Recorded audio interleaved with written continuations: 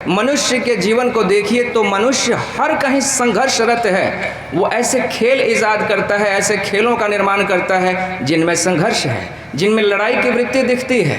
मनुष्य ऐसे मनोरंजन के कार्यक्रम बनाता है जिसमें कि हिंसा है, घनघोर हिंसा है। भारत में जितनी फिल्में बनती हैं उन फिल्मों को आप देखिए, उन फिल्मों में अगर हिंसा नहीं हो तो वो फिल्में चलेंगी ही नहीं।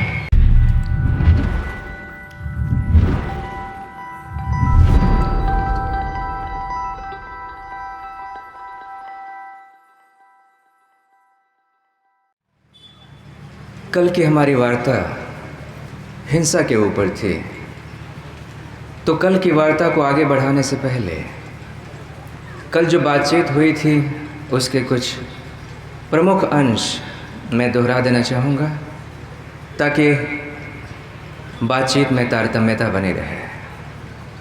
कल की बातचीत में मैंने आपको ये बताने का प्रयास किया कि मनुष्य का इतिहास पशु का इतिहास है।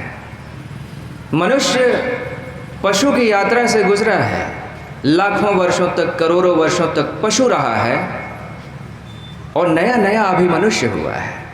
उससे मनुष्य हुए बहुत समय नहीं हुए, तो पशुओं की अनगिनत वृत्तियां अभी आदमी के मन में बैठी हुई हैं और वही वृत्तियां बार बार आदमी को नीचे की तरफ गिराती हैं, उसे ऊपर उठने से रोकती हैं। वरना क्या कारण था कि इस धरती पर करोड़ों करोड़ों मनुष्य पैदा होते हैं, लेकिन उनमें से सिर्फ गिने चुने लोग बुद्ध हो पाते हैं? क्यों कुछ गिने चुने लोग ही प्रभु को जान पाते हैं? क्यों कुछ गिने चुने लोग ही पूर्ण मनुष्यता को उपलब्ध हो पाते हैं? उसके पीछे कारण यही है कि आदमी के मन में बहुत सारी पशु वृत्तियाँ बैठी हुई हैं और वो आदमी को ऊपर उठने से, बुद्धत्व की तरफ जाने से, परमात्मा की तरफ जाने से रोकती हैं, उसे वापस पशु की तरफ खींचती हैं। उन वृत्तियों में जो कुछ प्रमुख वृत्तियां हैं वो मैंने आपको कल गिनाई थी। क्रोध है, एक ऐसी ही वृत्ति है, पाशविक वृत्ति है। प्रतिस्पर्धा पाशविक गुण है, जिसे हम कंपटीशन कहते हैं। छीना झपटी की भावना जिससे आती है, ये भी पशुता का गुण है। पशु को जंगल में रहना होता है। एक पशु शिकार मारता है तो दूसरा पशु झपट लेता है, उसे छीनने की कोशिश करता है उससे, तो वहाँ प्रतिद्वंद्विता है, कंपटीशन है। ये भी एक पाशविक गुण है। ठीक इसी तरह से हिंसा भी एक पाशविक वृत्ति है, पशु की वृत्ति है। पशु को जीने के लिए लड़ना पड़ता है। तो हम हिंसा के ऊपर बात कर रहे थे। हमने आपसे ये कहा कि हिंसा जो है वो पाशविक वृत्ति है, मनुष्य के मन में बहुत गहराई में बैठी हुई है, वो आसानी से छोड़ने का नाम नहीं लेती मनुष्य को। मनुष्य के इतिहास को यदि आप देखें तो मनुष्य निरंतर लड़ता रहा है, लड़ने के बस बहाने खोज लेता है, किसी भी बहाने से वो लड़ने को तैयार हो जाता है। धर्म के नाम पर, राष्ट्र के नाम पर, जाति के नाम पर परिवार बनाता है प्रेम के आधार से और उस परिवार के बीच अपने सदस्यों के साथ लड़ता है। पति पत्नी में युद्ध होता है, बाप बेटे में संघर्ष होता है। कल ही मुझे कोई बंधु बता रहे थे कि बगल के गांव में एक सज्जन हैं, वो दुखी थे। वो कह रहे थे मेरे मित्र से कि आज मैं बड़ा दुखी हूँ। मेरे बेटे ने आज मुझे कहा कि मैं लाठी से तुम्हारी पिटाई करूँगा। बेटे ने पिता को कहा कि मैं तुम्हारी पिटाई करूँगा। अब ये बाप और बेटे के रिश्ते में, बाप और बेटे के संबंध में इस चीज़ की आशा नहीं की जाती कि वहाँ पे हिंसा हो।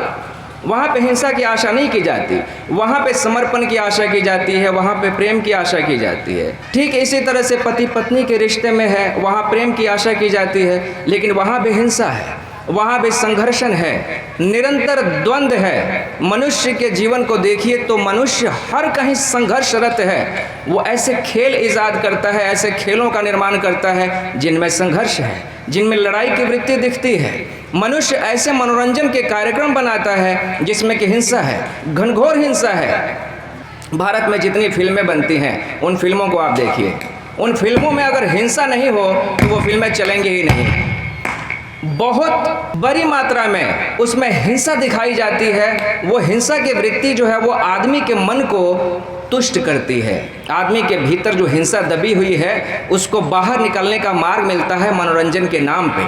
तो आज इसी बातचीत को हम थोड़ा सा आगे बढ़ाएंगे। हिंसा की ये जो वृत्ति है वो क्या है, आदमी क्यों दूसरों पे हिंसा करना चाहता है, इसको हम थोड़ा समझने का प्रयास करेंगे। हिंसा से भरा हुआ जो मन है वो दूसरों को दुखी करना चाहता है। हिंसा का मनोविज्ञान यही कहता है कि हिंसक व्यक्ति सदा दूसरों को दुख देना चाहता है, दूसरों को दुख देके उसे अच्छा लगता है। यह हिंसा की मनोवृत्ति है। हिंसक चित्त जो है वो सदा ही एक दुखी चित्त है, वो अपने भीतर दुखी है, दुख से भरा हुआ है, इसलिए वो हमेशा दूसरों को दुख देने में आतुर होता है। अब समझिए बात को कि क्रोध की शुरुआत जब भी आपके मन में होती है तो क्रोध का अनुभव कैसा होता है, सुखद होता है कि दुखद होता है? क्रोध जब आप करते हैं तो भीतर कैसा लगता है, अच्छा लगता है कि बुरा लगता है? बुरा लगता है। हर क्रोध करने वाले का अनुभव यही है कि क्रोध पहले आपको दुखी करता है, पहले आप क्रोध करके दुखी होते हैं, उसके बाद उस क्रोध को आप दूसरे तक पहुंचाते हैं। बुद्ध कहते थे कि क्रोध एक जलते हुए अंगारे की तरह है। जब आप जलते हुए अंगारे को किसी के ऊपर फेंकने के लिए अपने हाथ में लेते हैं तो सबसे पहले तो आपका हाथ जलता है। क्रोध जैसे ही आप अपने मन में पैदा करते हैं वो आपके मन की शांति को छिन्न भिन्न कर देता है, आपके मन की शांति को भंग कर देता है। जितनी देर के लिए आप क्रोधित रहते हैं उतनी देर के लिए आप अशांत हो जाते हैं। कई बार तो ऐसा होता है कि आपका अच्छा खासा जो मन है, आप शांत होते हैं, बहुत बढ़िया सब कुछ चल रहा होता है, किसी के ऊपर आप ज़रा सा झुंझला गए, ज़रा देर के लिए आपके भीतर क्रोध उठा और उस क्रोध ने पूरे दिन के लिए आपका समय खराब कर दिया। समझदार इस बात को समझते हैं कि दूसरे को मैं अशांत करूं उससे पहले तो मैं खुद अशांत हो जाता हूं, दूसरे को मैं दुख पहुंचाऊं उससे पहले तो मुझे खुद दुखी होना पड़ेगा। बिना अपने साथ हिंसा किए मैं दूसरे के साथ हिंसक हो ही नहीं सकता।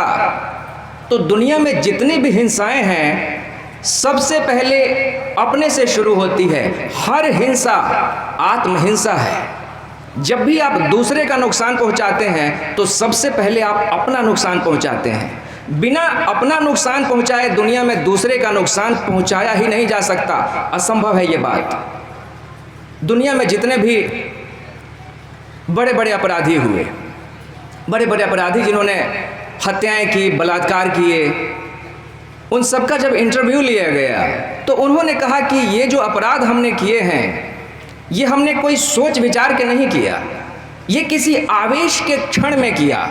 हमारे भीतर क्रोध का एक आवेग उठा था, उस आवेग के क्षण में हमने ये अपराध कर दिया, उस आवेग के क्षण में हमने किसी को मार दिया, हमने बलात्कार कर दिया, हमने लूट लिया किसी को। लेकिन जब वो आवेग का क्षण चला जाता है तब आदमी पछताता है। तो हिंसा की शुरुआत सबसे पहले अपने आप से होती है, उसके बाद वो दूसरे तक पहुंचता है। तो मैंने आपको ये कहने की कोशिश की कि हिंसक मन जो है वो सदा एक दुखी मन है। हिंसक व्यक्ति अपने भीतर दुख से भरा है, इसीलिए वो दुख बांट रहा है संसार में। जिसके भीतर से हिंसा मिट गई, जिसके भीतर से दुख मिट गया, वो दूसरे को दुखी कर ही नहीं सकता। चूंकि उसके भीतर दुख बचा ही नहीं है तो दूसरे को अब दुख पहुंचाएगा कहाँ से, असंभव हो गई ये बात। समझदार व्यक्ति इस बात को समझता है कि जब मैं तेज बोलता हूँ तो मेरे मन की शांति भंग होती है, जब मैं क्रोध करता हूँ तो मेरे मन की शांति भंग होती है, जब मैं किसी से झगड़ता हूँ तो मेरे मन की शांति भंग होती है। और दुनिया में कुछ लोगों को अपने मन की शांति इतनी प्रिय होती है कि वो उस शांति को बचाने के लिए कोई भी कीमत देने को तैयार होते हैं। अगर मेरे मन की शांति चुप रहने से बनी रहती है तो मैं कहता हूँ कि चुप रहिए ना, क्या ज़रूरत है झगड़ लेने की। अगर झगड़ लेने से मन की शांति छिन्न भिन्न हो जाती है तो क्यों झगड़ना। अगर किसी से बहस कर लेने से मन की शांति भंग हो जाती है तो क्यों बहस करना, क्यों करना क्रोध, जब क्रोध करने से मन की शांति भंग हो जाती है। कुछ भी ऐसा करने से अगर आपके मन की शांति चली जाती है तो आपको वो काम नहीं करना चाहिए। आप शांति की कीमत नहीं जानते। शांति जिसे हम कहते हैं ना, वो आदमी की पहली ज़रूरत है और आदमी की आखिरी ज़रूरत है। दुनिया में हर इंसान हर कहीं बस एक ही चीज़ खोज रहा है, वो चाहे कुछ भी कर रहा हो, शांति खोज रहा है। ये बात आप कब समझेंगे? कोई भी आदमी अगर धन के पीछे जा रहा है तो किस लिए जा रहा है कि धन मिल जाएगा तो मेरे जीवन में शांति आ जाएगी। आदमी तीर्थ जाता है, धाम जाता है, पहाड़ों पे जाता है, अमरनाथ, वैष्णव इत्यादि क्यों जाता है? शांति पाने जाता है। तो जिस शांति के लिए आदमी इतनी भागदौड़ कर रहा है, पूरे जीवन हाहाकार मचा है उसके जीवन में शांति पाने के लिए, और अपनी ही मूर्खताओं के द्वारा, क्रोध के द्वारा, ईर्ष्या के द्वारा पूरे दिन उस शांति को गंवाता रहता है, ये कहाँ की समझदारी है? ये समझदारी के लक्षण नहीं है ना? तो अगर आप इस चीज़ को लेकर सतर्क नहीं रहेंगे, सजग नहीं रहेंगे, तो ये जो हिंसा की वृत्ति है वो आपके मन को कभी छोड़ने वाली नहीं है, क्योंकि वो एक पशु वृत्ति है। पशु का मतलब होता है जो पाश में बंधा है, पाश यानी रस्सी। तो जैसे पशु रस्सी में बंधा हुआ है और खूंटे से बंधा है, तो खूंटे के आसपास उस रस्सी के सहारे वो गोल गोल घूमता रहता है। वो कितना भी चाहे वहां से स्वतंत्र होना, वो स्वतंत्र नहीं हो पाता, क्योंकि वो पाश में बंधा है, रस्सी में बंधा है। ठीक इसी तरह से हमारा जो हिंसक चित्त है, हिंसक मन है, चूंकि हिंसा पशु की वृत्ति है, तो हिंसा के सहारे जो मन बंधा हुआ है वो बार बार घूम घूम के हिंसा करेगा। अभी हिंसा करेगा, फिर 2 दिन बाद करेगा, फिर 4 दिन बाद करेगा, पछता के वो हिंसा करेगा। हिंसा से छूटना आसान नहीं होगा उसके लिए। हिंसा जो है वो हमारे मन का रोग है। ठीक इसके विपरीत अहिंसा जो है वो हमारे मन का स्वास्थ्य है। स्वास्थ्य का मतलब होता है स्वस्थित, जो अपने में स्थित हो गया है, अपने में ठहर गया है। अहिंसा क्यों मन का स्वास्थ्य है? अहिंसा मन का स्वास्थ्य इसलिए है क्योंकि अहिंसक व्यक्ति का मन जो है वो इकट्ठा हो जाता है, वो खंड खंड में बटा हुआ नहीं रहता।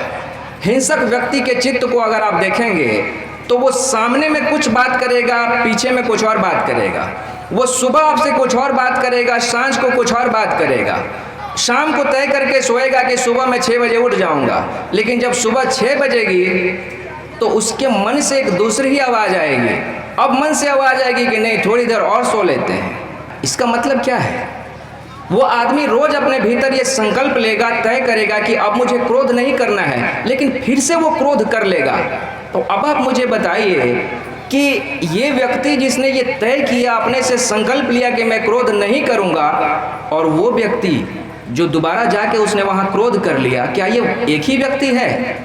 नहीं, ये देखने में तो एक ही व्यक्ति लगेगा, लेकिन ये भीतर से एक नहीं है। बहुत पहले भगवान महावीर ने ये कहा था कि आदमी का मन जो है वो बहुत चित्तवान है।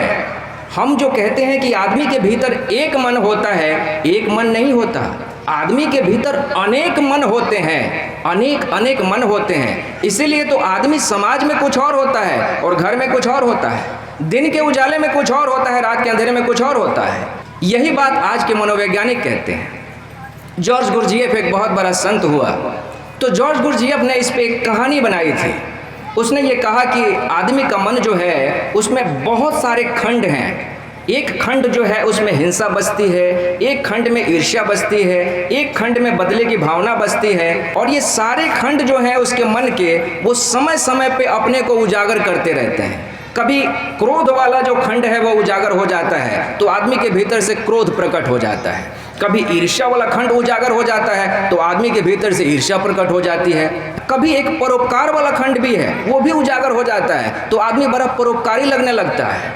तो उसने एक कहानी बनाई थी। उसने कहा कि एक महल है और उस महल का मालिक चला गया है विदेश। तो उस महल में जितने नौकर हैं वो सब अपने को मालिक समझने लगे हैं। उस महल में 10 नौकर हैं। तो अब कोई भी आके पूछता है कि इस घर का मालिक कौन है, तो घर में से रसोइया निकल के आता है और कहता है मैं हूँ मालिक। हालांकि वो नौकर है लेकिन कहता है कि मैं हूँ मालिक। फिर कोई दूसरा पूछने आता है कि भैया घर का मालिक कौन है, तो घर में जो झाड़ू लगाने वाला नौकर है वो निकल के आता है, कहता है मैं हूँ मालिक। जितने नौकर हैं वो अपने को मालिक कह के घोषित कर रहे हैं, क्योंकि घर का मालिक जो है वो बाहर चला गया है, घर में नहीं है। तो एक दिन ऐसा होता है कि एक व्यक्ति आता है और उसी समय सारे नौकर निकल के सामने आ जाते हैं और सारे नौकर कहने लगते हैं कि मैं हूँ मालिक, मैं हूँ मालिक, मैं हूँ मालिक। अब वो आदमी पूछता है कि भैया तुम सभी कह रहे हो कि मैं मालिक हूँ, ठीक ठीक बताओ कि मालिक कौन है। उतने में घर का मालिक जो है विदेश से वापस लौट आता है।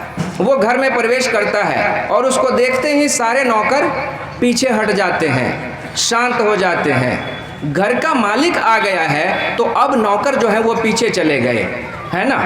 तो अध्यात्म में इसको हम सांकेतिक रूप से कहते हैं कि ये जो मन कई खंडों में बटा हुआ है, ये तब तक विखंडित रहेगा, तब तक खंडों में बटा रहेगा, जब तक आपके भीतर आत्मा का उदय नहीं हो जाता। जब तक आपके भीतर मन से ऊंची जो सत्ता है, जिसे हम आत्मा कहते हैं, वो प्रकट नहीं हो जाती, तब तक आपका मन जो है वो विखंडित रहेगा, खंड खंड में बटा रहेगा। तो जैसे ही आदमी अहिंसक होता है, अहिंसक आदमी का मन जो है वो एकत्र हो जाता है, एक मनी हो जाता है। वो उसके मन में एक संगीत आ जाता है। संगीत शब्द जो है वो बड़ा सुंदर है, वो संगति से बनता है। संगति का मतलब होता है तालमेल। तो मन के ये जो अलग अलग बटे हुए खंड हैं, जब उनमें तालमेल हो जाता है, सुसंगति हो जाती है, तो उसे हम कहते हैं आदमी अहिंसक हो गया।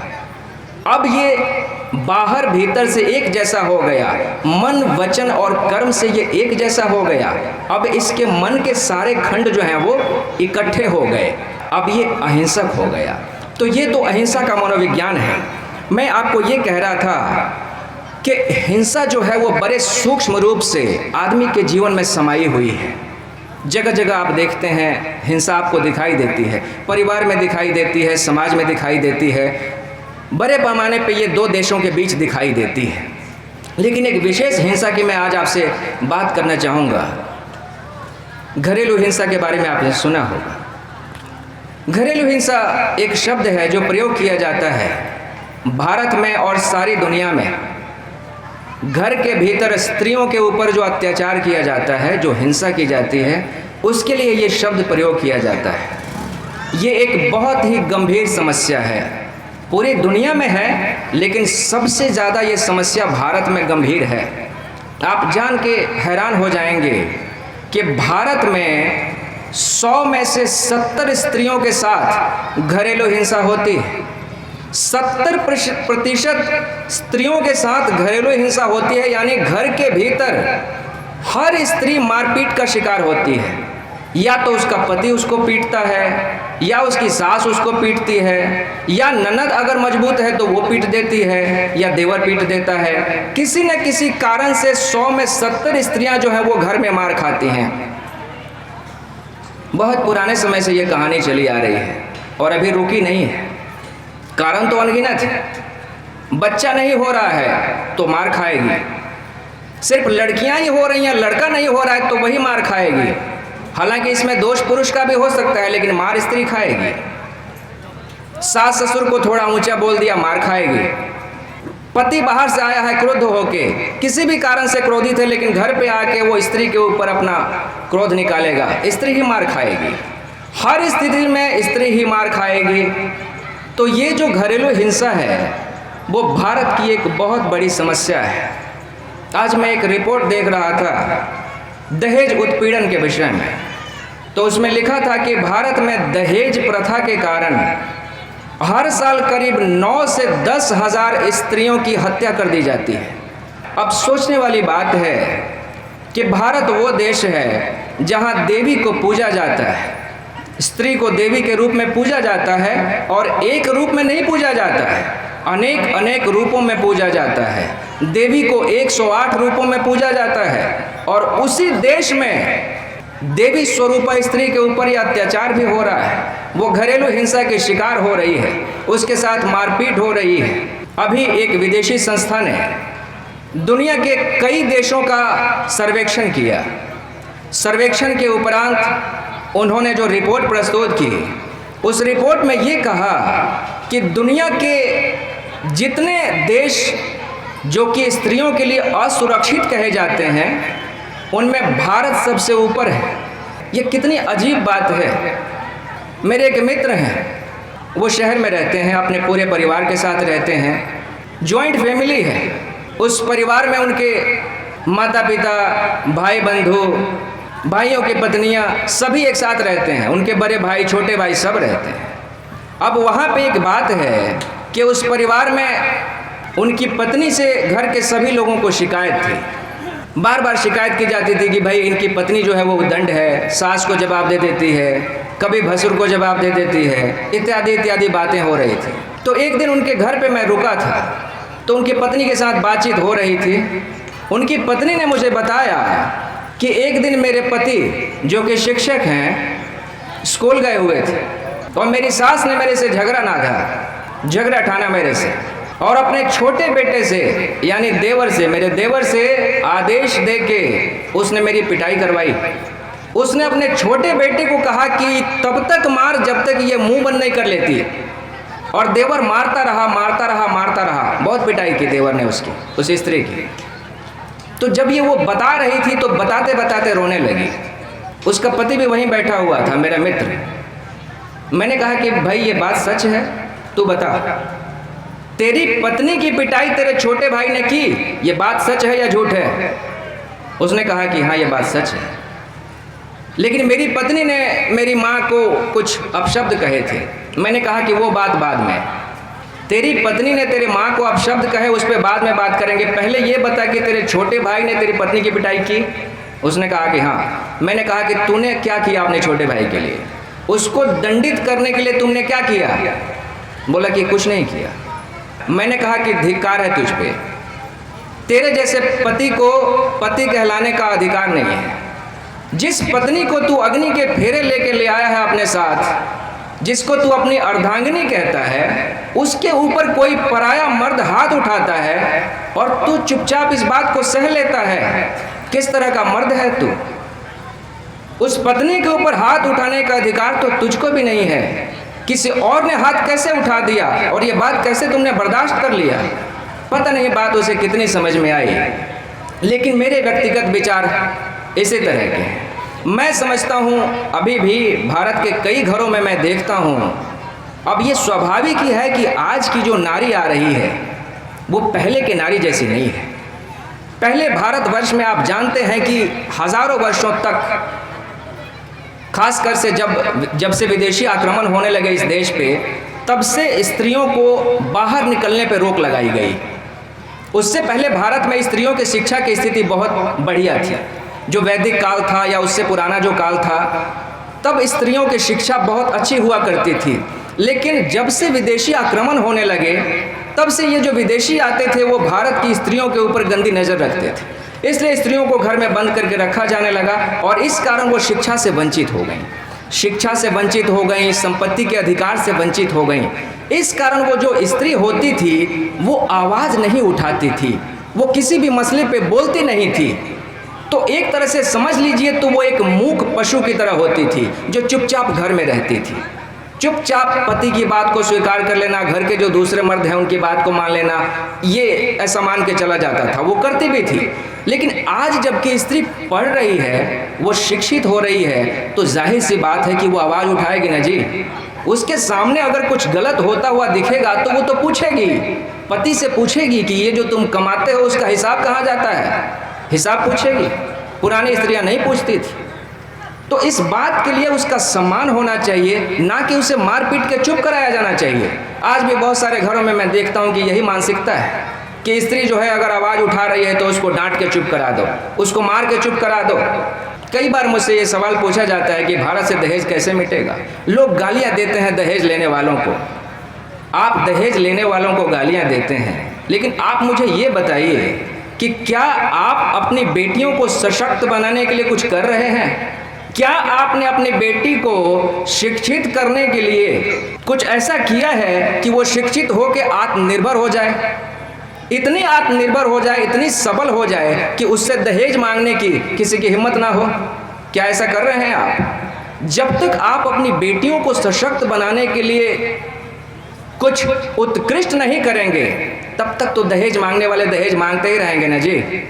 तो सबसे बड़ी ज़रूरत ये है, अगर आप ये सोचते हैं कि समाज से दहेज मिटे, तो उसका एक ही उपाय है और वो है कि आप अपनी बेटियों को बेटों से बढ़ के इज्जत दीजिए, बेटों से बढ़ के उसे पढ़ाइए, उसे सबल बनाइए, मजबूत बनाइए। आर्थिक स्थिति से, मानसिक स्थिति से, हर तरह से जब वो सक्षम हो जाएगी, आत्मनिर्भर हो जाएगी ना, तो फिर हिम्मत नहीं होगी किसी की दहेज मांगने की। जब मैं तैयारी कर रहा था बीपीएससी की, तो मेरे बैच में एक लड़की पढ़ती थी, तो हमसे पहले, मुझसे पहले उसका रिजल्ट हो गया, बीपीएससी का रिजल्ट हो गया। आश्चर्यजनक रूप से जैसे ही उसका रिजल्ट हुआ, आप जान के हैरान हो जाएंगे कि उसके घर पे इतने सारे रिश्ते आने लगे, लड़की के घर लड़कों के रिश्ते आने लगे। अनगिनत लड़के वाले जो हैं वो आके सिफारिश करने लगे कि हमारा बेटा जो है वो बैंक में नौकरी करता है, कि हमारा बेटा जो है वो दिल्ली में आईएएस की तैयारी कर रहा है, आप अपनी बेटी हमें दे दीजिए। उस लड़की ने आके बताया टीचर को, जो शिक्षक हमें पढ़ाते थे उनको बताया कि सर ऐसी ऐसी बात है, शादियों के लिए रिश्ते आ रहे हैं। तो शिक्षक ने कहा कि क्यों नहीं आएगी, रिश्ते आएंगे ही। अब तुम सोने का अंडा देने वाली मुर्गी जो हो गई हो, तो रिश्ते तो आएंगे ही। तो कहने का मतलब है कि उस लड़की के पिता से दहेज मांगने की हिम्मत किसी की होगी? नहीं होगी। उस लड़की से विवाह करने के लिए लड़के वालों की कतार लगी रहेगी, क्योंकि वो सक्षम है, वो अपने बलबूते पे चमक रही है। अब उसके पिता को जाके किसी के आगे गिड़गिड़ाना नहीं पड़ेगा, भीख नहीं मांगना पड़ेगा। तो दहेज मिटाने का एक ही उपाय है, मैं जहाँ तक समझता हूँ, कि बेटियों को सबल बनाना होगा, उन्हें शिक्षित बनाना होगा, उन्हें आत्मनिर्भर बनाना होगा। आज की बातचीत को यहीं पे विश्राम देते हैं। मेरी बातों को इतने प्रेम और शांति से सुना, इसके लिए आपका बहुत बहुत धन्यवाद।